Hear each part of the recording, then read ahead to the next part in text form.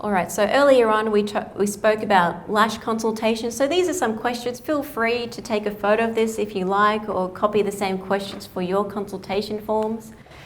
So these are questions that I like to ask my clients, even though I've already decided what I'm going to give them, just to have them feeling like they think that I'm going to listen to exactly what they want, but really I'm going to find out what they want and then try and educate them to what would actually suit them best.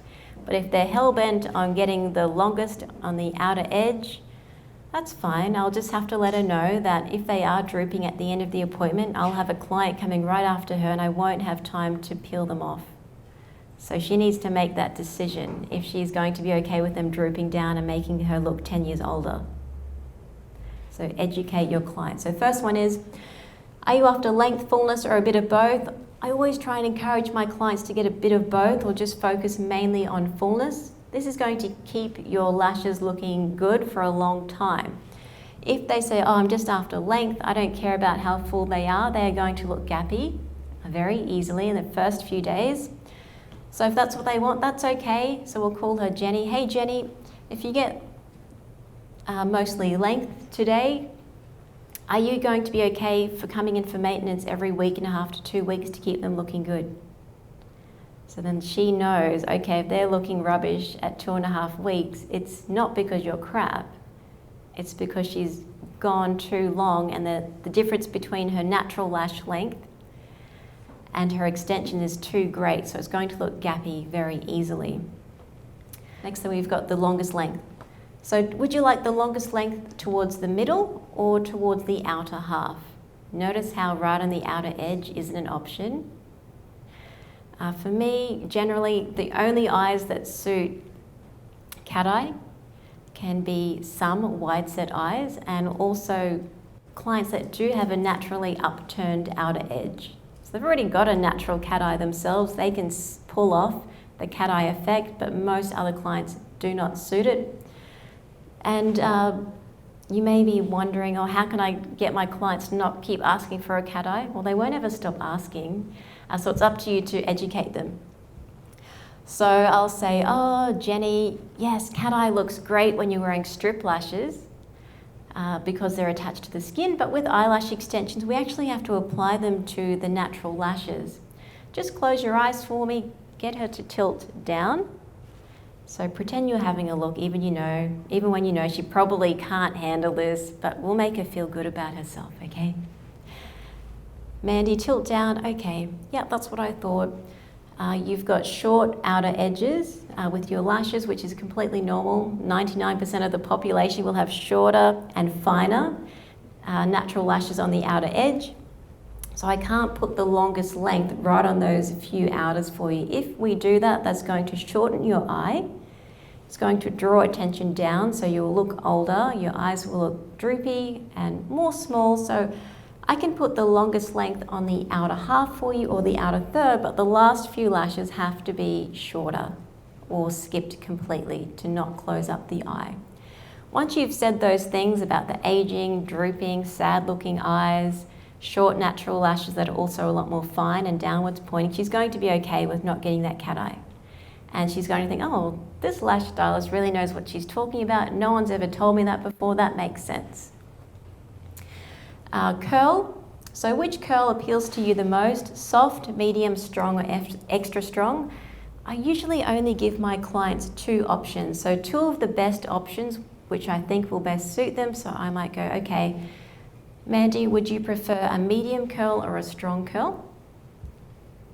If I think that this client could be super picky or super annoying or possibly a scammer, I'll give all of the options. That way she can't say, the day after at the end of the appointment, oh, I'm not happy with that. You didn't give me what I wanted. You didn't ask me if I wanted that. So we're protecting ourselves from having to do redos where we don't need to, and also having clients that aren't happy. If your clients do choose a strong curl or extra strong curl, let them know that they will need more maintenance. So D curl, O curl, they're going to need to come in at least every 2 weeks to get them rebalanced. because with decurl, as soon as it tilts over a little bit, it starts to look very messy. So I don't use many decurls in my salon. Maybe 1 or 2 clients, I'll let them get it, that's fine. But everyone else, I'll just usually use C curl or CC curl or a combination of the two together. This next question, this is just to make sure that we're on the right track with the length. So Mandy, when you curl your lashes and apply mascara, are you happy with the length or would you like to go longer? So if she says, oh, when I put mascara on, yeah, I'm happy with that, then you know you can concentrate just on fullness and you can match her natural lash length without having to add more length at all, because when it's curly with the extension, it's already going to look longer than her natural lashes and will give her that mascara effect. If she says, oh, I want it longer, then okay, go up to 30% longer. If she's, oh no, I want it way longer, okay, Mandy, if you want them way longer, I'll have to use a thinner extensions. It won't look very full. You'll need to come back every 1.5 to 2 weeks for maintenance to keep them looking really good. Is that okay with you? Or you can try and compromise with the curl. So instead of going crazy long, how about instead of using a medium curl today, we can use a strong curl on the outer 2/3 to help give the illusion of more length. So if you can give these explanations to your clients and help them solve what they want, they're going to be a lot happier at the end of the appointment, and they're going to rave about the experience that they got at your salon versus the girl that never asked her what she wanted before. I keep looking at you, I'm really sorry, because you look like one of my nieces. No, over here. Oh, me? It's really freaking me out. I'm like, oh my gosh, Tanika's here. Okay. The next one is, do you wear glasses? Just so you can make sure that the tips of the extensions aren't tapping on the lens. If you don't have the greatest memory, you may want to write down the recipe that you're getting, any little notes about your clients that you may need to remember. For me, I'm a weirdo. I seem to only remember lash recipes, but nothing else that's important. Joy, Yes. you just missed the skincare. Oh, skincare, yes.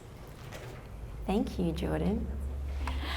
So I like to ask my clients what skincare they use, because whatever they're using to wash their face probably won't be compatible with eyelash extensions.